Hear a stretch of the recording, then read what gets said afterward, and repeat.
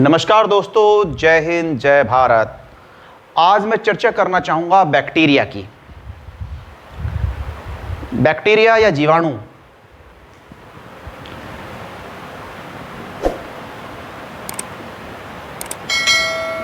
कुछ जीवाणु लाभप्रद होते हैं और कुछ हानिकारक।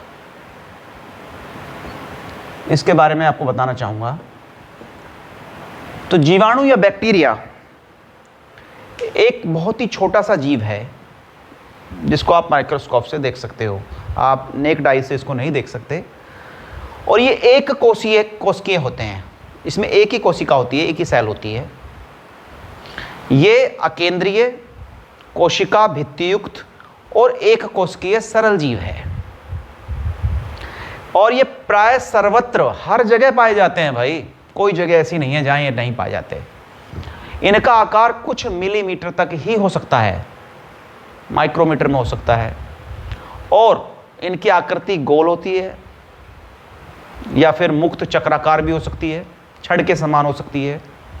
ये पृथ्वी पर मिट्टी में, एसिड में, गर्म जलधाराओं में, न्यूक्लियर मटेरियल्स में, वाटर में, भूमि के ऊपरी स्तर पर कार्बनिक पदार्थों में, हर जगह ये जो है मिल जाएंगे आपको। और साधारणतः ऐसा माना जाता है कि 1 ग्राम मिट्टी में लगभग 4 करोड़ बैक्टीरिया पाए जाते हैं। कितनी संख्या होगी बैक्टीरिया की, कितने होंगे। और मानव शरीर में भी ये बहुत सारे बैक्टीरिया मानव शरीर में पाए जाते हैं। मानव शरीर में मानव कोशिकाएं हैं और लगभग 10 गुना संख्या तो जीवाणु कोश की है मानव शरीर में। तो कुछ जीवाणु लाभप्रद भी हैं, कुछ हानिकारक हैं। हानिकारक जीवाणु इम्यून तंत्र को जो है एक तरह से या आपकी इम्यूनिटी को नुकसान देते हैं, उस पर प्रभाव पड़ता है। कुछ जीवाणु लाभप्रद भी होते हैं। अनेक प्रकार के जो परजीवी जीवाणु हैं वो कई रोग उत्पन्न कर सकते हैं। जैसे हैजा हो गया, हैजा बैक्टीरिया से होता है हमेशा। मियादी बुखार, टाइफाइड बोलते हैं इसको। निमोनिया, टीबी, तपेदिक या प्लेग, ये सारी बीमारियां किससे होती हैं? आप ध्यान रखना, ये सारी बैक्टीरिया से होती हैं। टीबी हो गई आपकी, या फिर आपकी प्लेग हो गया। तो प्लेग, तपेदिक, हैजा,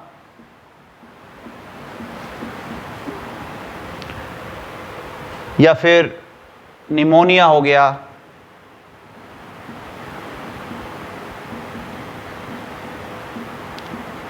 टाइफाइड हो गया, या फिर क्षय रोग भी कह सकते हैं। क्षय रोग हो गया और टाइफाइड, मियादी बुखार, ये सारी चीज़ें जो हैं किससे होती हैं? बुखार, ये सारी चीज़ें आपकी एक तरह से गंदा भोजन करने से या फिर किसी और बैक्टीरिया की वजह से जो मानव शरीर पर प्रभाव पड़ता है उसकी वजह से होता है। जितने भी डेवलप्ड कंट्री हैं उसमें इन सब संक्रमणों का उपचार अब कल संभव है। भारत में भी काफ़ी हद तक इन पर कंट्रोल है। और कुछ जीवाणुओं में जो है, जैसे आपका दही होती है, उसमें भी आपके बैक्टीरिया पाए जाते हैं। जो पनीर है उसको निर्माण में बैक्टीरिया का प्रयोग किया जाता है। तो अगर हम इसके इतिहास की बात करें तो जीवाणुओं का सबसे पहले 1676 में एक डच साइंटिस्ट थे, ल्यूनहॉक, एंटनी वॉन ल्यूनहॉक, उन्होंने जो है इसको खोजा था। तो इसके जीवाणु को जो खोजा था ल्यूनहॉक ने, जो फ्रेंच ल्यूनहॉक, तो ल्यूवॉन हॉक, इन्होंने जो है 1676 में पहली बार ल्यूनोहॉक ने इसका इन्वेंशन किया था, बैक्टीरिया का। तो उन्होंने माइक्रोस्कोप से इसको देखा था और बाद में इसमें उन्होंने जो है उसके एक स्ट्रक्चर बनाया था ल्यूनोहॉक साहब ने। तो अगर हम बात करें तो इसको तीन तरह से हम जो है इसको बना सकते हैं। जैसे आपका दंडाणु, दंड जैसे होते हैं, गोलाणु जिसमें गोल बिंदु जैसे होते हैं, या सर्पिलाणु जो लहरदार सांप की तरह होते हैं। और मानव शरीर में भी हाथों में, मस्तिष्क में, साइनस में, इस तरह के जो है ये सब बैक्टीरियोस का प्रभाव पड़ता है।